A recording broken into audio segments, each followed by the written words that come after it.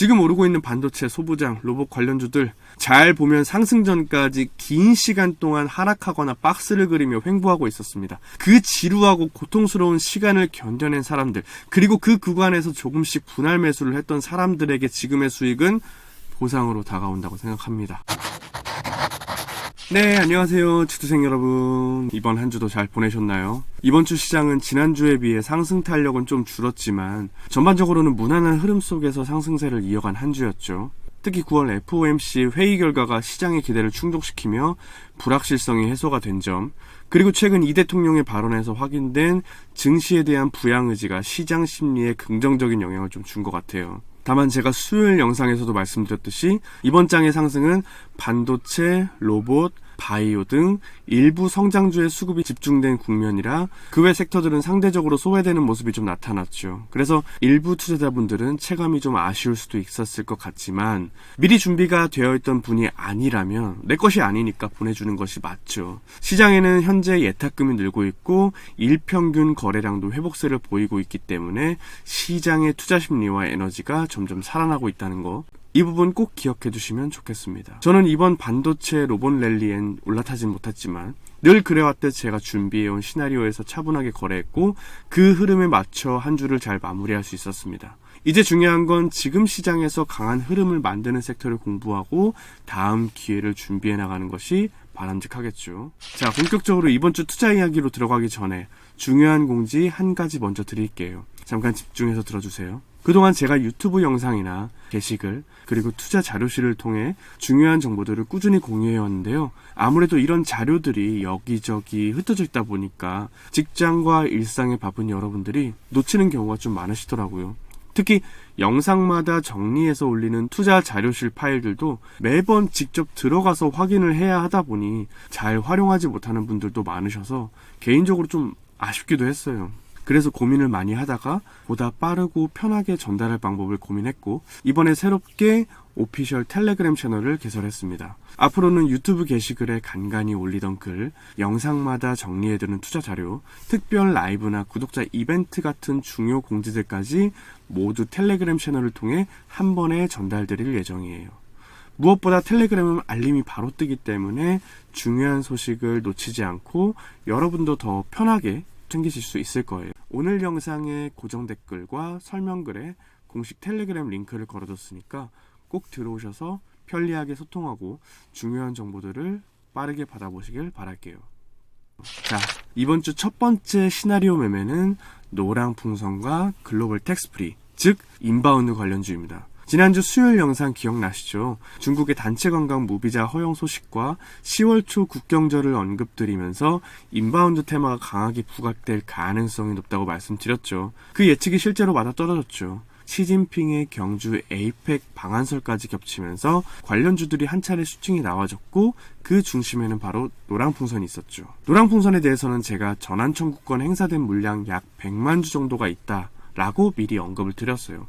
근데 이게 중요한 게 뭐냐면요. 대형주는 이런 물량이 시장에 나오면 받아줄 수 있는 수급이 충분한데 스몰캡 종목은 그렇지 않다는 점이에요. 전환 물량을 아래로 던지기엔 받아줄 사람이 적고 거래량과 거래대금이 충분히 터져야만 소화가 가능한 구조죠. 그리고 전환가가 약 5,100원, 최근 주가는 6,000원 초반이었고요. 수익률로 보면 약 20% 남짓이기 때문에 전환 사채권자 입장에선 밑으로 던져서 수익을 없애는 것보다는 이런 중국 무비자, 국경절 모멘텀을 활용해서 엑시트하는 전략이 더 효율적이고 수익도 커지니 합리적인 거잖아요. 그래서 저는 이런 배경을 바탕으로 노랑풍선의 슈팅 시나리오를 상정했고 슈팅이 나온다면 저항 구간에서 분할 청산하겠다는 계획을 세웠습니다. 예상한 대로 이번 주 수요일 장중에 7,270원까지 약 그날만 15% 상승이 나왔고 저항 구간에서 계획대로 분할 청산을 했죠. 그 후 주가가 국장스럽게도 다시 내려왔는데 국경절까지 시간이 여유가 있는 상황이라 모멘텀이 한 번 더 나올 가능성을 고려해서 지지 구간에서 다시 재매수를 해서 물량을 다시 채워놓은 상태입니다. 이 흐름은 지난달 언급드렸던 애니플러스 매매랑 좀 비슷한 맥락이죠. 그때도 전환사채가 있었잖아요. 물론 이런 매매는 난이도가 조금 있지만 짧은 기간 안에 시나리오대로 집중을 해서 비중을 실어서 매매를 할 수 있다는 장점이 있겠죠. 지금은 다행히 슈팅 이후 주가가 더 눌리지 않고 물량을 소화하면서 천천히 우상향 중이라서 다음 주 시장 관심을 받을 타이밍을 기대하고 있습니다. 그리고 글로벌 텍스프리는 지난주에 어느 정도 설명드렸기 때문에 간단히만 말씀드릴게요. 지난주에 분할 매도 진행 중이라고 말씀을 드렸고 이번 주에도 그 시세가 잘 유지가 되면서 저는 기계적으로 저항 구간에서 분할 청산을 이어갔고요. 이번 인바운드 테마 안에서 호텔, 여행, 텍스프리 중에 텍스프리 여행 쪽으로 의미 있는 수익을 냈다는 점에서 굉장히 만족스러운 흐름이었고요. 물론 모든 게 다 오르면 좋겠지만 시장은 늘 내 맘처럼 흘러가지는 않잖아요. 그럼에도 불구하고 테마의 맥락을 잘 짚고 타이밍을 노리고 대응을 했다는 점에서 충분히 말씀드릴 만한 중단기 스윙 사례라고 생각합니다. 다음으로 말씀드릴 종목은 젠백스입니다. 지난주 제 시나리오 영상 보셨던 분들은 기억하실 텐데요. 유상증자라는 악재가 나온 이후 저는 그걸 오히려 기회로 본 구간에서 매수에 들어갔고 강하게 슈팅이 나왔을 때 청산했다고 말씀을 드렸습니다. 그 배경에는 2주차 목요일 선물옵션 동시 만기일 그 주에 공매도 커버링이 들어오면서 주가가 급등했다고 말씀드렸죠. 하지만 그 상승을 불과 3거래일 만에 절반 이상 토해내면서 급락을 했죠. 그래서 저는 49,000원에서 47,700원 사이 이 구간이 지지 가능성이 있는 구간이라고 판단을 했고 게다가 9월 23일 젠백스 IR 일정이 예정되어 있었기 때문에 단기 재진입을 했고요. 그 결과 재진입 후 2거래일 만에 다시 한번 슈팅이 나와줬고 거기서 일정 부분 청산을 진행했고요. 그리고 그 주 금요일 다시 눌림이 나왔을 때 비중을 추가해서 매수를 했고 그 물량 역시 반등해서 일부 정리를 했습니다. 사실 이런 매매 흐름 단순히 차트만 보고 하는 건 아닌 거 다들 아실 건데요. 제가 어떤 배경에서 판단을 내렸는지 어떤 시나리오로 접근했는지 이런 걸 공유 드리는 이유는 여러분들이 혼자서도 다른 종목의 이런 흐름을 읽고 판단할 수 있도록 도와드리기 위함이죠. 저는 기본적으로 어느 정도 눌림에서 모아가고 슈팅 시 분할로 청산하는 전략도 하고 있지만 단기 기술적 반등을 노리는 짧은 매매도 같이 병행하고 있습니다. 그런 매매를 원하시는 분들도 계시기 때문에 실제 흐름을 복귀하면서 보여드리는 겁니다. 앞으로 젠백스의 주가가 어떻게 흘러갈지는 저도 알 수 없어요. 하지만 분명한 건 회사는 유상증자를 성공시키기 위해 주가를 어느 정도 방어하려는 움직임이 있을 수밖에 없고 10월 중에 있을 알츠하이머 이상 관련 이슈도 그걸 위한 모멘텀 카드로 활용될 수 있다고 보고 있고요. 저도 그 점을 고려해 끌고 갈 생각이고요. 그 구간 안에서 트레이딩을 접근할 계획입니다.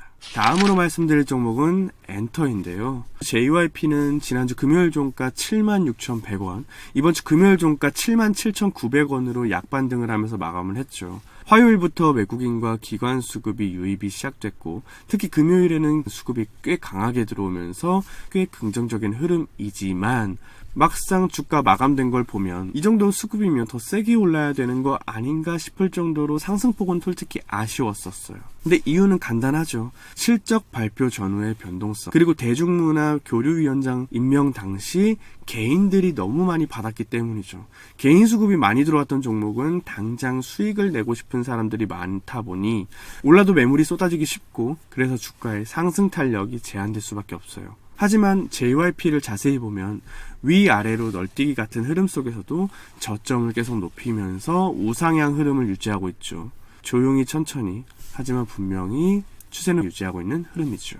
그리고 다른 엔터 종목들은 제가 유튜브 채널에서 이야기 안 했지만 스터디클럽에서 팔로우 중인 노머스는 이번 주 꽤 강한 반등 흐름을 보여줬죠. 개인적으로는 엔터의 본격적인 수급이 들어온다면 노머스 같은 종목이 더 크게 움직일 수 있다고 보고 있고 기회가 된다면 유튜브의 노머스에 대해서도 따로 소개드릴 예정입니다.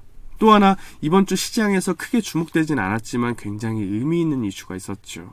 10월 말 경주에서 열리는 에이펙 회의에 시진핑 중국 국가주석이 방한할 가능성이 있다는 소식이 있었는데 이건 단순한 외교 이벤트가 아니죠. 한중 관계 개선, 미중 관계 개선, 이런 것들로 인해서 문화, 소비 섹터에 긍정적 신호로 연결될 수 있죠. 특히 한한령 해제 기대감이 부각될 가능성이 있는 만큼 엔터 섹터에 대한 외국인 기관의 선제적 포지셔닝이 지금 이뤄지고 있는 게 아닌가 그런 생각이 좀 듭니다. 기관과 외국인은 조용할 때 매수를 해요. 관심 없을 때, 뉴스에 안 나올 때, 실시간 급등주에 안 뜰 때. 반면 개인들은 실시간 인기 종목, 급등한 종목, 오늘 핫한 종목에 눈이 가고 거기에 올라탄 뒤 왜 나는 고점에서만 사지? 이런 생각을 좀 반복하게 되죠. 대개 직장인 투자자들에게는 현실적으로 어려운 방식이라는 걸 저는 직장인으로서 뼈저리게 알고 있기 때문에 솔직히 트레이딩으로 돈 많이 버는 트레이더 분들을 보면 부럽죠. 나도 저렇게 되고 싶다. 나도 단타로 저렇게 빠르게 수익 내고 싶다. 근데 현실은 냉정하잖아요. 하루 종일 차트 볼 시간도 없는 직장인, 뉴스 뜨자마자 매수 버튼 누를 여유도 없는 직장인이잖아요. 저도 그렇게 하다가 깡통을 찾고 결국엔 직장인으로서 할 수 있는 방식, 즉 확률 높은 싸움을 선택하게 된 거죠. 그리고 그거를 꾸준하게 이어와서 수익을 꾸준히 쌓아갈 수 있었던 이유이기도 하고요. 다음으로 말씀드릴 종목은 GNC 에너지입니다. GNC 에너지는 지난주 금요일 종가 34,950원, 이번 주 금요일 종가 32,800원으로 하락 마감을 했죠. 전주에는 오픈 AI의 한국 데이터 센터 건설 소식에 힘입어 관련주들이 일제히 강한 상승세를 보여줬지만 이번 주에는 전반적인 차익 실현 및 기술적인 조정이 좀 나타났죠. 저는 지난주 슈팅 구간에서 당연히 저항 구간에 기계적으로 일부 분할 매도를 해두었기 때문에 조정이 나와도 마음이 편하죠. 일부라도 수익을 실현해두면 주가가 눌릴 때도 흔들리지 않고 눌림에서 기회를 준비할 수 있잖아요. 이런 조정이 나왔다고 해서 제가 GNC 에너지에 대한 뷰가 바뀔까요? 아니겠죠. 왜냐하면 이 종목은 AI라는 거대한 메가 트렌드 안에 있는 데이터 센터 인프라 구축이라는 핵심 포인트에 있는 기업이기 때문에 그럴 리가 없죠.